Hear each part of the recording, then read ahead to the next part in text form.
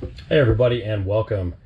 Today we're going to be taking a look at a new product that we're going to be installing on our rig, and that's going to be the RV SnapPad.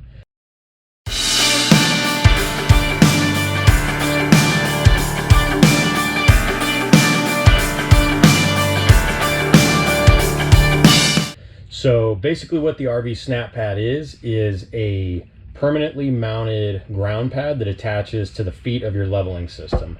For our particular purpose, because we have the Ground Control 3.0 system, we went with the SnapPad XTRA 6-pack. And again, that's because the Ground Control has a 9-inch foot pad on the leveling jacks and the landing gear. Your application may be different, so all you need to do is go to rvsnappad.com, and there'll be a link below. And from there, you can use a tool on their website that will help you to determine what size pad should be correct for your application. Of course, you should also go measure the foot pads on your levelers to make sure that you're getting the right particular pad for your application. So we're going to dive into the box here and see what all's inside of it, and then we're going to follow that up with an installation, and we're going to talk about a couple things that are worth mentioning along the way about the RV SnapPads. All right, so let's take a look inside the box and see what we got. So we got a set of instructions. We'll put those off to the side for later when we do the installation. And these are the RV SnapPads. There's 6 of them in the box here. I'll show you a couple. They are the same. They all have the 9-inch spot for the foot pad that I was talking about before, but the base of them is about 11 inches. So you're looking at about a 60% increase in surface area that you're going to have ground contact with.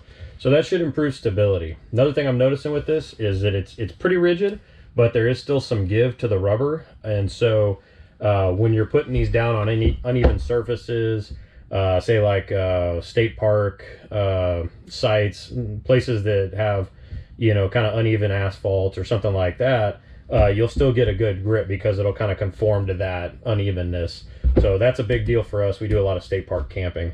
And again, another thing I'm noticing too is that it's got a lot of grip to it as well. So for us, being weekend warriors, we pick our RV up from the house, from the storage, and we take it to the house and we set it up there to get it loaded and everything. Our street's kind of a slope, so this grip will definitely help keep it from shifting at all when we're unhooking it or moving around in it. So that's pretty good. Another thing I'm noticing here is the thickness of it. It's about 1 inch thick, so you're gaining some travel if you're not using anything right now, as far as the up and down of your leveling system. If you are using something right now, it's about the same, but this is permanently attached again. It also has a hole in the bottom here to allow any water that may have collected inside of it to drain out. And it also has little channels on the side here to allow water to drain from there as well. Another thing that these provide for you with certain RV campsites is that they want you to put a pad down to protect their concrete or whatever at that site.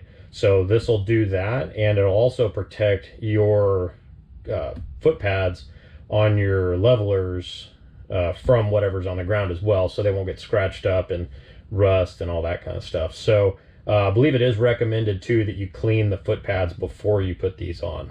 So I think these are pretty straightforward, pretty self-explanatory on how they work and what they do. I'm pretty impressed with their kind of weight and their firmness right now. I mean, they don't feel floppy or like they're going to fall off real easy. So we'll work our way around to getting the installation done, and I'm going to drop in some other facts and tidbits about these in the meantime. So we'll see you outside.